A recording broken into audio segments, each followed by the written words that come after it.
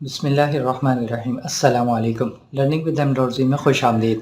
आज के इस लेक्चर में हम पिवोट टेबल की कुछ एग्जांपल्स को सीखेंगे, जिसकी मदद से हम ये जान सकेंगे कि पिवोट टेबल को इफ़ेक्टिवली किस तरीके से इस्तेमाल किया जा सकता है। साथ ही पिवोट टेबल फील्ड में जो एक ऑप्शन फ़िल्टर की थी, उसको भी हम अप्लाई करके देखेंगे कि उसको हम अपने डाटा में किस तरीके से इस्तेमाल कर सकते हैं। चलिए चलते हैं कंप्यूटर स्क्रीन की तरफ और सीखते हैं हम कैसे अपने डाटा के साथ पिवोट टेबल की मदद से इजीली मुख्तलिफ़ किस्म की रिपोर्ट्स और मुख्तलिफ़ किस्म का डाटा जनरेट कर सकते हैं, जो हमारे लिए डिसीजन मेकिंग के लिए बहुत इफ़ेक्टिव होते हैं।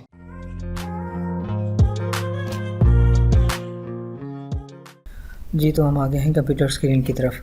ये हमारे पास वही डाटा है जो हमने लास्ट लेक्चर में भी यूज़ किया था। इसी डाटा पे हम पिवोट टेबल की मदद से कुछ डाटे को हम समराइज़ करेंगे। सबसे पहले हम बनाते हैं इंसर्ट पिवोट टेबल। रेंज हमारी सिलेक्ट हुई हुई है। इसको हम एग्जिस्टिंग वर्कशीट पे ही रखेंगे और इस जगह पे रखेंगे। ओके करते हैं। ये हमारे पास ब्लैंक पिवोट टेबल आ गया है। हम चाहते हैं कि हमारे पास डाटा आ जाए रीजन वाइज। ये रो में हम रीजन को ऐड करेंगे और रीजन वाइज सेल्स हम देखना चाह रहे हैं, तो वैल्यूज़ में हम सेल को ले आएंगे। इसके जो फिगर्स हैं इसको हम नंबर स्टाइल में करके कॉमास वगैरह यहाँ पे ले आएंगे। नंबर में जाएंगे, यहाँ पे नंबर रखकर डेसिमल प्लेस 0 और यूज़ 1000 पे कॉमे को यूज़ करने के लिए ये हमने फॉर्मेट रख लिया इसका। ये हमारे पास बन गया रीजन वाइज। सेंट्रल में इतनी सेल हुई है 17,700, नॉर्थ में 21 प्लस, साउथ में 14,000 प्लस। इसको अगर हम मज़ीद डिटेल में जाना चाहें कि हमें ये भी पता लग जाए कि सेंट्रल में किस किस बंदे ने कितनी सेल की है, तो हम नेम को ड्रैग करके यहाँ पे रो में रीजन से नीचे इंसर्ट कर देंगे। रीजन के ऊपर करेंगे तो नेम वाइज आएगा। नेम के हिसाब से एजाज के नॉर्थ में कितने, काशिफ के नॉर्थ में कितने, लेकिन हमें रीजन के अंडर चाहिए कि सेंट्रल में कितने बंदे हैं, नॉर्थ में कितने बंदे हैं और साउथ में कितने बंदे हैं। ये हमारा बेसिक डाटा तैयार हो गया। सेंट्रल का सब टोटल भी ऊपर आ रहा है, मुबीन और सैफ का ये सेपरेट टोटल भी आ रहा है।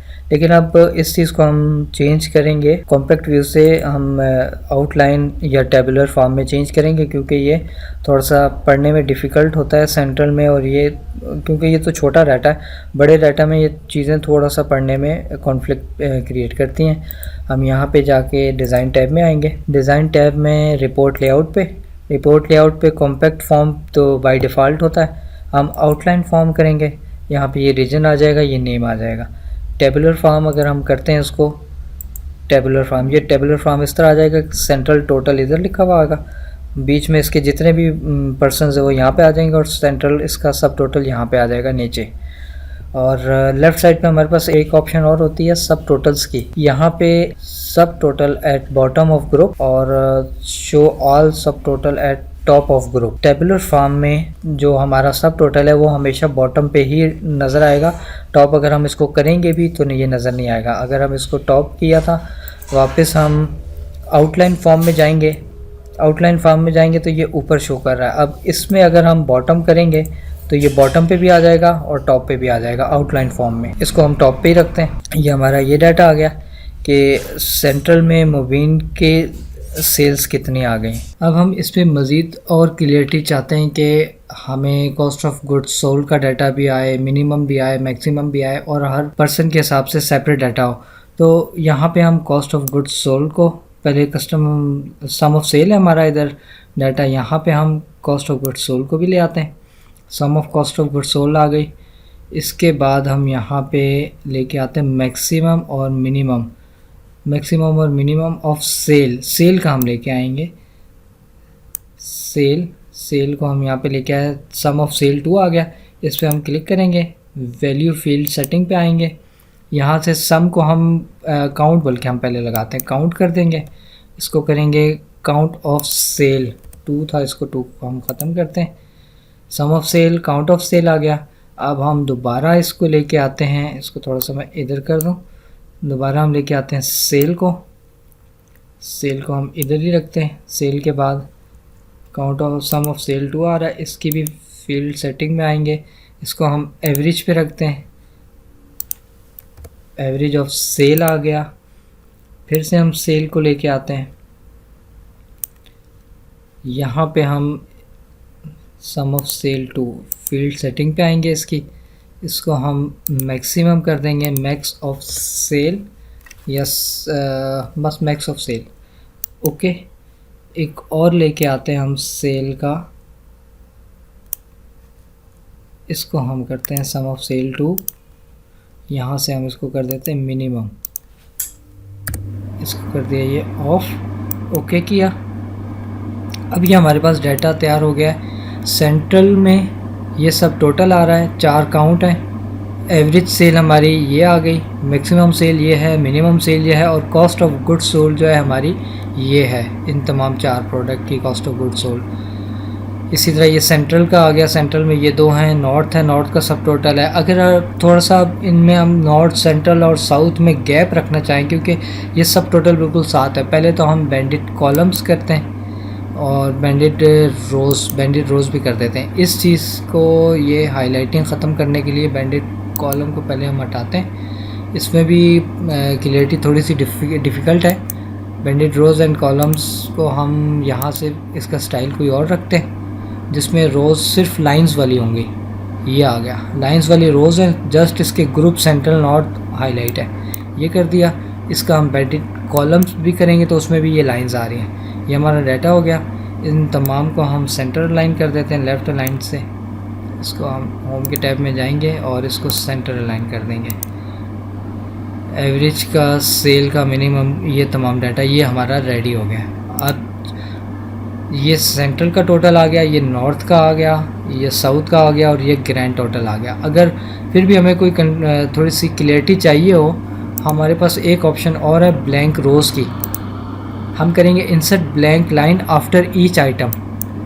ये सेंटर के बाद भी ब्लैंक रो कर देगा, नॉर्थ के बाद भी, साउथ के बाद भी, हर एक के बाद। अब ये थोड़ा सा देखने में थोड़ी सी क्लियरिटी हमें पता लग रही है। सेंट्रल का पूरा ग्रुप अलग है, पहले दोनों जॉइंट थे, नॉर्थ बिल्कुल सेपरेट हो गया, साउथ सेपरेट हो गया।